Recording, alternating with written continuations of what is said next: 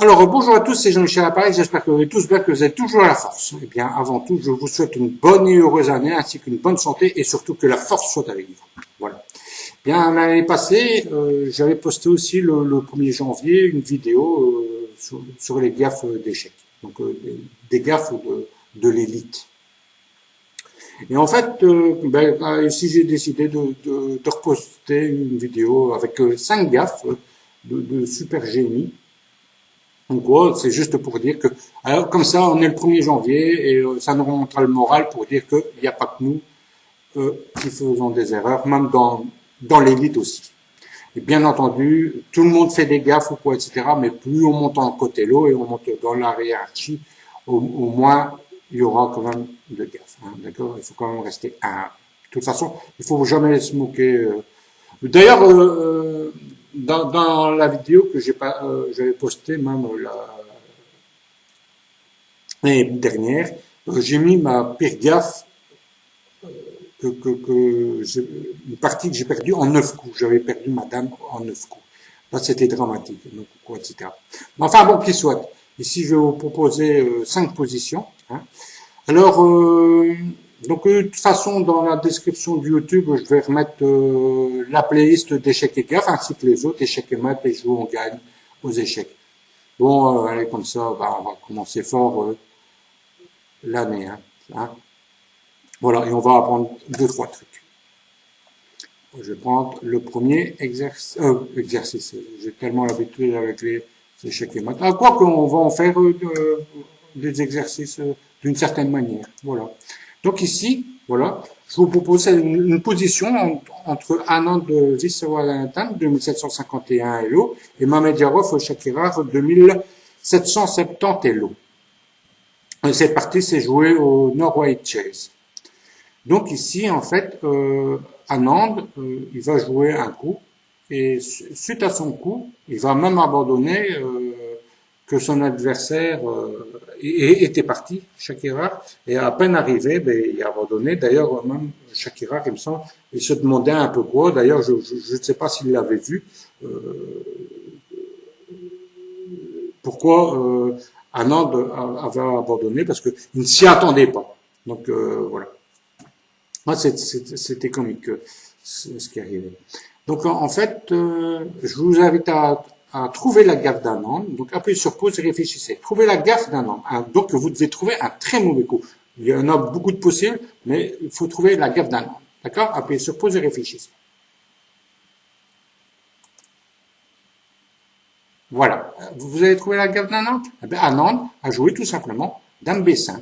Et sur Dame B5, quand Shakira est à peine arrivé, Anand a abandonné. Donc il n'a même pas attendu que Shakira joue son coup. D'accord? Mais pourquoi Anand a abandonné? Pourquoi Anand a abandonné? Voilà. Voilà la position. Donc, ici, Anand a abandonné. Mais pourquoi il a abandonné? Est-ce que vous voyez? Appuyez sur pause et réfléchissez.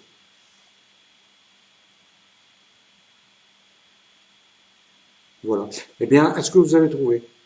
Regardons tout simplement. Il y a Dame prend le cavalier en F3. Dame prend cavalier en F3 et le roi ne peut pas reprendre la dame. Regardez, parce que s'il prend la dame, cavalier H4, échec et mat. Donc, résultat des courses, le roi doit aller en F1 ou en G1. S'il va en F1, on joue dame H1 et c'est échec et mat. Et s'il joue roi G1, de toute façon, il s'est retrouvé avec une pièce en moins. Et c'est dramatique. Voilà. Pourquoi Anand a abandonné. Donc, il a joué une gaffe. Et dans cette position-là, il y avait plein de possibilités pour avoir une position, soit égale ou léger avantage noir sur le module. Mais il y avait même Dame F5, tour E4 ou quoi, etc. Mais en Dame B5, ça perd sur le champ. Voilà. Surtout à ce niveau-là. Allez, on va passer à la deuxième position. Voilà. Ah ben là, je vais quand même montrer, comme c'est une miniature, comme c'est en dessous de 20 coups, hein, je vais montrer la partie. Je vais retourner l'échiquier. Et en fait, c'était une partie amicale entre Polgart Judith, de 1828 Hello, est considérée comme la femme la plus forte aux échecs de tous les temps. Elle a été dans les meilleurs joueurs du monde.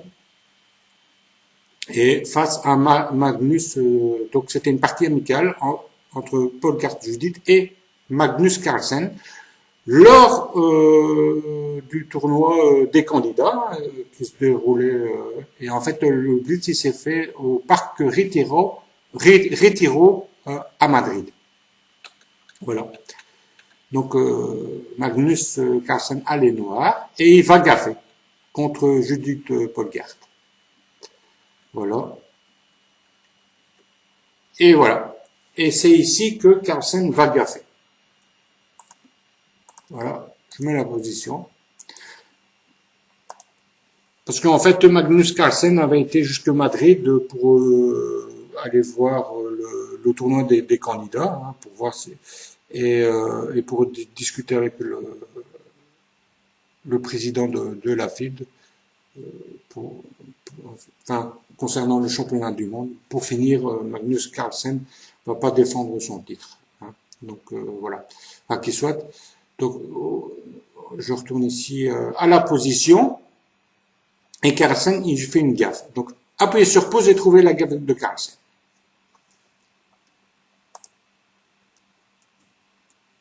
Voilà. Est-ce que vous avez trouvé la gaffe de Carlsen? Carlsen, en fait, il a joué tour C8. Tour C8. Voilà. Et alors maintenant, tour C8, Judith Polgart va punir Magnus Carlsen. Et comment? Appuyez sur pause et réfléchissez. Les blancs jouent et gagnent. Voilà. Ça fait des exercices en même temps sur les gaffes.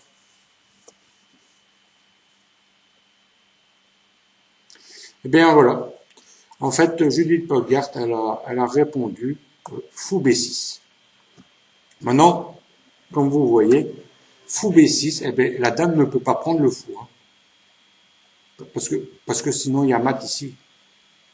Si on prend, dame prend et c'est mat. D'accord? Donc, en fait, Carlsen a choisi de faire fou prend le fou en E4. Là, Judith Polgart, elle a pris la dame. Carlsen est revenu en C6 et puis fou D6, cavalier F5 et cavalier E4. Et bon, là, Carlsen a quand même abandonné. Voilà, en 19 coups, il a perdu. Bon, c'était un blitz amical, mais je suis désolé de dire, hein, un champion du monde ne va pas jouer pour perte. Hein, d'accord? Déjà, nous, on joue pas pour perte, on joue pour gagner, même un blitz amical. Bon, on prend plus de risques parfois, et tout, etc. Bon. Mais c'est pour dire que, hein, voilà. Là, il y a café, voilà. Allez, on va regarder encore une autre position. Alors, pour cette troisième position, ce sera une partie, c'est une miniature aussi, c'était lors du championnat de France, donc 2022. C'était une partie qui opposait Cornette Mathieu 2552 Elo face à Feller Sébastien 2551 Elo. Et ça a été rapide. Et une gaffe, et là, ça n'a pas pardonné. Allez, je vais montrer comme c'est une miniature en dessous de 20 coups. Voilà. Hop, hop, hop, hop. Voilà. Voilà. Et ici, à ce moment-ci, Feller Sébastien va gaffer. Voilà. Donc, je vais vous mettre du côté des noirs et vous devez trouver sa gaffe. D'accord? Voilà. Appuyez sur pause et trouvez la gaffe de Feller Sébastien. C'est chouette, hein? Voilà. Alors, est-ce que vous avez trouvé son coup? Eh bien, il a joué tout simplement H6. Comme ceci. H6. Et H6, en fait, c'est dramatique. Ça donne un mat en deux coups. Et oui. J'aurais peut-être pas dû le dire pour vous laisser chercher. Quoique maintenant, voilà. Appuyez sur pause et mat en 2 coups pour les blancs. Allez, cherchez. Voilà. Alors, est-ce que vous avez trouvé le coup des blancs? Parce que après H6, eh bien, Cornet Mathieu a répondu Dame prend le fou en E6 et Feder Sébastien a abandonné. Et oui, et pourquoi il a abandonné? Parce que si le pion prend la dame, Dame G6, échec et mat. C'est le mat de Boden, hein, ça. Voilà.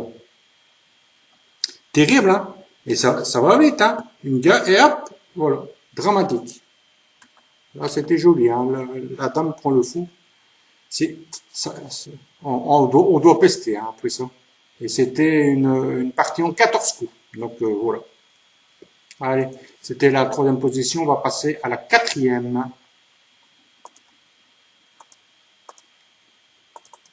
Voilà. Ah, ici, c'était une partie qui opposait Pats Elisabeth, 2477 Elo, face à une championne du monde. Hein, elle a été plusieurs fois, il me semble. Kosteniuk Alexandra, 2521. Donc, on va aller à la position directement. Voilà. Voilà. Et en fait, ici, les blancs vont gaffer. Donc, Pats Elisabeth, qui a les blancs, elle va gaffer. Donc, je vous invite à appuyer sur pause et trouver sa gaffe. C'est comique, hein? C'est gai d'essayer de trouver les gaffes des autres. Hein? Allez, appuyez sur pause et réfléchissez.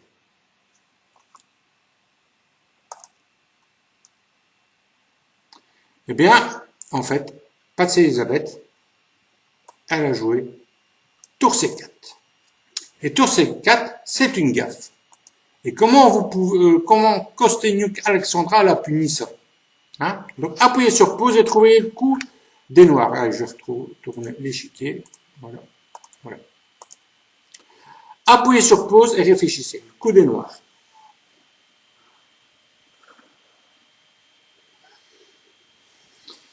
Eh bien, voilà. Vous avez trouvé la solution?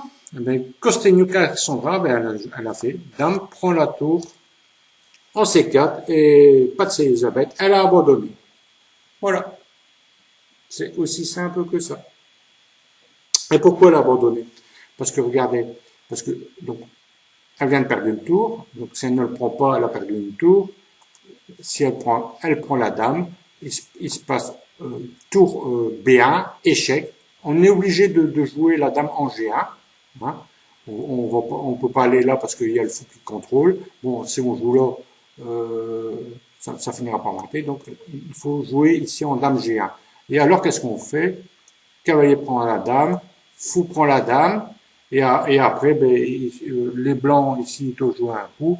Et alors, après, il va suivre fou D4, hein, et bon, c'est fini pour les blancs. De toute façon, Pats Elisabeth, elle avait trouvé directement après dame prend C4 que c'était complètement foutu et que c'était gagnant pour Kosteniuk Alexandra. Et ça, c'était lors du Grand Prix FIDE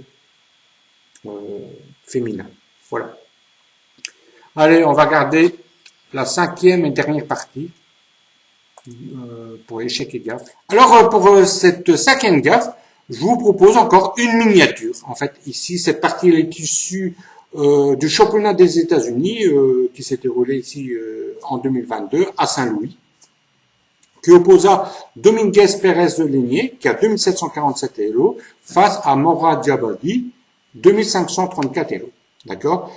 Comme c'est une miniature, je vais montrer les coups, voilà. C'était une défense Petrov ou une défense russe. Voilà. Et en fait, ici, c'est prendre des 5. Et alors ici, les noirs vont jouer et vont faire une gaffe. D'accord? Donc les noirs jouent et perdent. Appuyez sur pause et réfléchissez à la gaffe. Voilà. Alors, est-ce que vous avez trouvé la solution? Eh bien, les noirs, ils ont décidé de récupérer le pion en D5 tout de suite. Mais en jouant ça, Dominguez Ligné va punir ça. Voilà. Comment? Les blancs jouent et gagnent, appuyez sur pause et réfléchissez. Voilà. Est-ce que vous avez trouvé la solution? Eh bien, Dominguez Pérez a simplement pris le cavalier avec son fou, comme ceci. Et après ce coup-là, les noirs ont abandonné. Maintenant, je peux expliquer pourquoi. Parce que si maintenant il prend par exemple du fou, on joue cavalier C3. Maintenant, il y a plusieurs possibilités. Maintenant, imaginons dame F5. De toute façon, ça perdra une pièce, hein, de toute façon. Donc là, dame F5. Cavalier prend le fou. La dame prend le cavalier et on joue tour E1. Alors maintenant, la dame, elle va en D5, en C6. Maman G6, de toute façon, ça va perdre le fou en E7. Voilà. Donc, je vais montrer s'il prend du fou, le fou. Maintenant, s'il prenait de la dame, il n'y a pas de souci. S'il prend de la dame, on joue tout de suite tour E1. Bon, maintenant, la dame, elle va par exemple en D5 et le fou en E7, il saute. On prend le fou en E7 et c'est fini. On a une pièce de plus pour les blancs. Voilà pourquoi, après fou prend E4, Morad Badi a abandonné. Voilà. Donc, ceci termine les 5 gaffes. Hein. J'ai déjà fait plusieurs séries. Hein. Donc, l'année passée, à la nouvelle année, j'avais posté une vidéo d'échecs et gaffes, mais j'en ai fait d'autres. Donc, vous pouvez revoir les playlists, hein, même d'échecs et maths, d'échecs et gaffes, jouer et gagner aux échecs, les finales, etc. et tout. Ce sera dans la description sur YouTube et ici au-dessus de la vidéo. Voilà. Donc, n'oubliez pas de me faire un petit plaisir, de me faire un petit pouce. Voilà. Donc, et moi, je vous souhaite encore une bonne année, une bonne santé, beaucoup de réussite aux échecs et que tout aille bien pour vous. Ça va?